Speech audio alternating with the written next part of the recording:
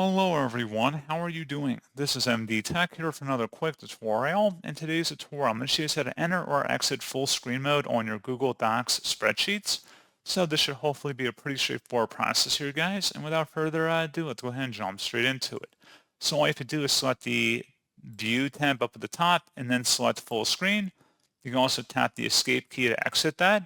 And you can also tap the F11 key to go in and out too if you'd rather do a keyboard shortcut.